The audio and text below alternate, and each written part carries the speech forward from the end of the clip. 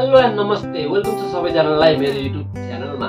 युएफए nation league अन्तर्गत quarter फाइनलका चारवटै गेमहरू आज राति 31 बजे हुँदैछ। आजको सबै गेम क्वार्टर फाइनलको फर्स्ट लेग हो भने सेकेन्ड लेग चाहिँ मार्च 24 31 बजे हुनेछ। चारवटा गेम मध्ये पोर्चुगल भर्सेस डेनमार्क र इटली भर्सेस जर्मनीको गेमको बारेमा आजको यस भिडियोमा हामी कुरा गर्नेछौँ।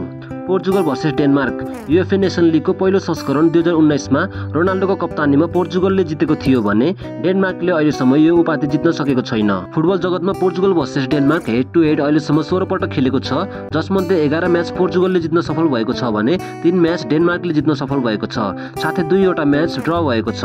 गुगलका अनुसार आजको म्याच जित्ने चान्स पोर्चुगलको 40% रहेको छ भने डेनमार्कको 25% रहेको छ, साथै ड्र हुने चान्स 25 होइन 35% रहेको छ। त्यस्तै अर्को बिग म्याच रहेको छ इटली भर्सेस जर्मनी। इटली र जर्मनी दुवै युरोपको जाइन्ट फुटबल टिममा पर्दछ, तर पनि यो दुवै टिमले अहिलेसम्म यो उपाधि जित्न सकेको छैन। हेड टु हेडमा यो दुई टिम अहिलेसम्म 37 पटक भिडेको छ, जसमध्ये जर्मनीले 15 म्याच जितेको छ भने इटलीले मात्र 9 म्याच जितेको छ, साथै 13 म्याच ड्र भएको छ। गुगलका अनुसार आजको म्याच जित्ने चान्स जर्मनीको 35% रहेको छ भने इटलीको 20% रहेको छ, साथै ड्र हुने चान्स 45% रहेको छ। क्वार्टर फाइनलको फर्स्ट लेग कुन टिमले जित्न सक्ला, तपाईको प्रेडिक्सन मलाई कमेन्टमा अवश्य भन्नुहोला र यस्तै भिडियो हेर्नको लागि डोन्ट फर्गेट टु सब्स्क्राइब। तपाईको दिन शुभ रहोस्।